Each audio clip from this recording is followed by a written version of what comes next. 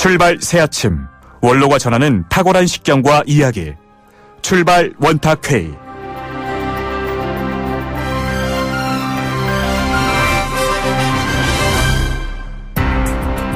네, 원로들의 특별한 탁월한 식견을 통해서 한국 사회를 바라보는 출발 새아침 원탁회의 시간입니다. 현안이나 이슈의 맥락과 본질을 꿰뚫어보는 시간이죠.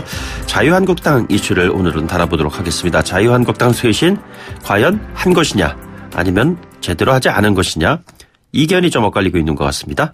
박찬종 변호사로부터 관련된 이슈를 질문해 보도록 하죠. 변호사님 안녕하십니까? 네, 안녕하십니까? 예, 한 달 전에 저희들 출연하셔서 말씀하셨을 때 최소한 15명은 잘라야 한다, 이렇게 아주 굉장히 강하게 말씀하셨어요. 네. 한국당 쇄신 이루어졌다고 보시는지요? 최근에 당협위원장 21명을 이제 퇴임시켰지요. 네네. 거기에 친박이 몇 명 있고, 그 다음 비박이 몇 명 있다고 그러는데, 네네. 그 21명 중에는 이 자동적으로 다음 총선거에 나올 수 없는 그 사법 처리 중에 있는 사람이 6명인가 거기 있지요. 예, 예. 정치 도의상으로 친박, 비박 따질 것 없이 그 사람들은 물러서야 할 사람들이니까. 네네. 그러니까 본원적 친박이라고 생각되는 사람들은 여전히 상당수 남아있고, 제 기준으로 봐도 그게 한 10명 정도는 빠져 있다고 저는 봅니다. 네네. 이게 이 탄핵 사태를 어떻게 이해하느냐, 우리 국민들이 네네. 정확히 봐야 할 것이, 탄핵에 찬성한 비박, 그러니까 탄핵에 찬성해서 박근혜 대통령이 탄핵당했다, 그러니까 비박이 더 책임있다, 예. 라고 하는 친박의 주장은 원인을 네네. 무시한 주장이에요. 예. 원인은 탄핵 사태에 이르게 된 원인은 박근혜 대통령 자신과, 그리고 박근혜 대통령이 이게 폐쇄적이고 이 불소통하고 하는 그런 리더십으로 결국은 최순실이라는 요소도 꼬여들게 되고, 그리고 이 공천 파동을 일으켜가지고 비박을 몰아내버렸잖아요. 네네. 그래가지고 그 선거에서 과반수 패배하게 됐고, 그러자 이제 바깥 여론이 나빠져갖고 이제 이 탄핵 사태에 접어드니까 그 서름을 겪었던 사람들이, 이게 정치는 기본적으로 인간관계에 있어서 이념이나 이런 것보다도 아주 기본은 인간관계, 감정이라는 거, 그거 절대 무시할 수 없지요. 네네. 그럼 이것을 감정적으로라도 좀 다스렸더라면, 우리가 그 다음에 공천 파동을 대단히 잘못했다. 예. 대통령이 그런 리더십도 발휘하지 않고, 이게 탄핵은 기각될 게 분명하다, 이렇게 내팽개쳐가지고, 네네. 결과적으로 이렇게 됐으니까 더 잘라내야죠. 네네. 자, 그러면은 이번 한국당 쇄신 문제는 만족스럽지 못하다, 이렇게 좀 총평을 하고 계시는 건지요? 네, 그리고 이제 곧 전당대회가 있을 모양인데, 네네. 이게 인적 쇄신을 국민 기대치만큼 아직도 미흡하고, 무엇보다 제도 개선입니다. 네네. 제도 개선을 어떻게 하는지 좀 두고 봐야 되는데, 개혁하지 않을 것 같아요. 왜 그러냐, 당협위원장을 그대로 존치시키겠다는 것이거든요. 네네. 당협위원장이라는 건 결국 중앙당에서 지명하는 것이니까, 예. 중앙당의 실세들이 당협위원장을 사실상 지명하는 것이니까, 네네. 그 당협위원장이 차기 지역구 공천에서 당연히 90% 이상 기득권을 갖게 되는 것이다. 예. 그러니까 제 주장은 중앙당의 제왕적 대표 체제를 이게 깨라. 네네. 미국식으로. 예. 대표 체제 없이, 그리고 이 국회의원 공천은 철저히 해당 지역의 책임 당원과 유권자들에게 맡겨라, 미국처럼. 네네. 그러면 당협위원장이 필요가 없지요. 예. 그렇게 해서 당선된 국회의원들이 원내 중심으로 당이 운영되지, 대표 체제로 위계 질서에 따라서 대표 밑에 무슨 정책위가 있고 대변인이 있고 사무총장이 있고, 그렇게 해서 국회의원을 정당의 부속품으로 만드는, 이걸 깨라 이거지. 예. 전당대회 이후에 들어설 새 지도부도 그와 같은 사고의 연장선상에서 판단해야 된다는 말씀이신가요? 과거의 연장선상에 똑같은 전당대회를 지금 할 것 같아요. 네네. 그럼 도루묵 되는 것이지. 예. 인적청산도 제대로 안 해. 과거 같은 전당대회가 대표 뽑아가지고 결국 당원 협의회 체제 이래가지고 자기 공천도 그 대표 체제에서 중앙당에서 좌지우지 하겠다면 옛날하고 달라진 게 뭐가 있습니까? 네네.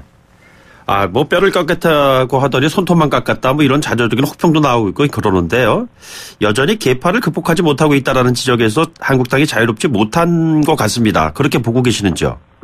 아니 그러니까 중앙당의 제왕적 대표 체제를 유지하는 한 새로운 계파가 다시 생기는 것이죠. 네네. 새로운 계파가. 예. 그렇지 않습니까? 네네. 그러니까 그걸 원천적으로 없애는 방법은 헌법 8조에 근접한 중앙당 제왕적 대표 체제 없애야 돼. 예. 아니 그러면 다른 당 그러잖아요. 네네. 이 자유한국당은 정권을 임기 중간에 빼앗기고 놓친 정당입니다. 네네. 그렇다면 다른 당은 중앙당 체제를 그대로 유지하더라도 네네. 이 자유한국당은 반성적 차원에서 획기적으로 전환을 하라 이거야. 예. 새 지도부 정치판부터 들어서서 하지 그 대표가 새로운 대표가 뭐 선임이 되고 이럴 텐데요. 그 이전에 지금 전 대표를 지낸 그 홍준표 의원 같은 경우에는 그 유튜브를 통해서 뭐 홍카콜라 이런 방송도 하고 있고 그렇습니다. 한때 제명 뭐 이야기도 나오고 그랬습니다만 여전히 평당원으로서 활동을 하고 있고 많은 화제를 몰고 다니고 있습니다. 어떻게 바라보고 계십니까? 홍준표 대표가 그 페이스북 등의 그 이견을 발표하는 이견의 흐름은 네네. 저는 그 대체로 제가 동의합니다. 예. 다만 표현 방식 좀 거칠고 네네. 그다음에 좀 예의를 안 지키고 그런 점이 좀 안타까운데 예. 그런 것만 자제한다면 홍준표 전 의원이 하고 있는 얘기의 흐름은 저는 옳다고 보고 네네. 홍준표 전 의원이 다시 대표 나오느냐 하는 것은 여전히 중앙 집권적 제왕적 대표 체제에 나오겠다는 생각이라고 한다면 그건 잘못된 것이죠. 네네. 그게. 홍준표 대표뿐 아니라 누구든지 간에 지금 뭐 당권 투쟁에 전 총리 한 사람 황교안 누구 나온다 하는데 이게 총음도 바뀌지 않는 구시대적인 중앙당 체제를 전제를 해가지고 또 이게 언론에 자꾸 얘기를 하고 있다고. 네네. 그러니까 이 근본을 깨버려야 된다니까 중앙당 체제를. 네네. 안 그러면 희망이 없어요. 정치권 뜨거운 이슈 가운데 하나 연동형 비례대표제를 놓고 뭐가 좀 합의되는 듯 하다가 최근에 또 이견들이 또 나오고 있습니다. 연동형 비례대표제 어떻게 풀어나가야 된다고 보시는지요? 그 국민들이 이게 잘 모르는데 정확하게 연동형 비례대표제라고 하는 것은 말하자면 정당 득표율로 가지고 국회의원 수를 나눕니다. 네네.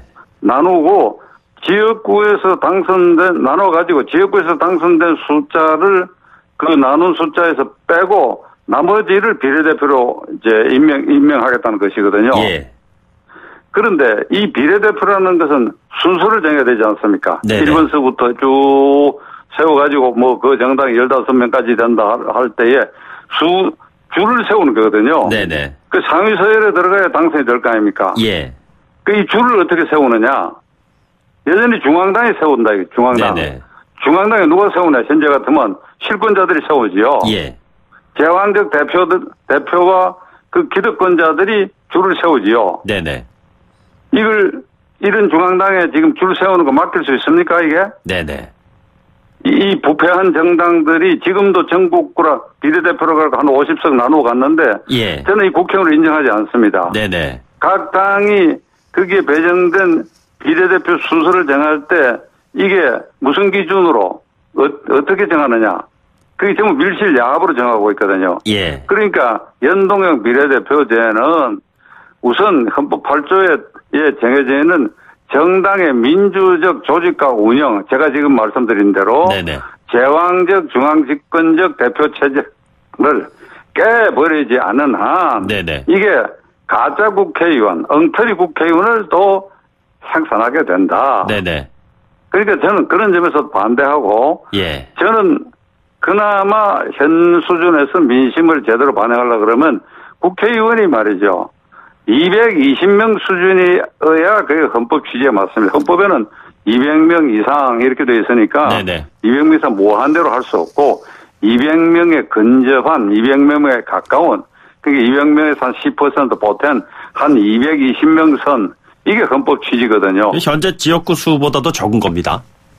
그러니까 지금 현재 지역구를 299명을 해놨으니까 네네. 그거는 너무 많다 이거예요. 그러니까 사실 그걸 줄여야 돼요. 그리고 299명 유지한다고 한다면 한 99명쯤은 북대 가지고 일본이나 미국처럼 상원 개념을 네네. 상원 크게 시도 단위로 여러 명을 뽑는 거. 네네. 직접 뽑는 거. 직접. 네. 비례대표가 아니고. 그리고 소선거구에서 한 200명 뽑는 거. 상하원제로. 이거는 4.19의 민주당 때에 민의원, 참의원, 상원, 하원이 있었습니다. 네네. 그러니까 그 방식대로 하면 그나마 정당의 부패를 방지할 수도 있고. 네네. 그다음에 민심도 어느 정도 수렴할 수 있겠느냐 하는 것인데 제가 이걸 YTN을 통해서 제안해봐야 지금 국회에서 저처럼 이걸 제안하는 사람이 아무도 없어요. 네네. 근데 이걸 한번 검토해보기를 국회의원들에게 내가 건의하고자 합니다. 예, 알겠습니다. 변호사님, 오늘 이슈 시간을 좀 질문 몇 개가 더 있는데요. 시간상 좀 여기서 멈춰야 될 것 같습니다. 네, 오늘 말씀 고맙습니다. 예. 지금까지 박찬종 변호사였습니다.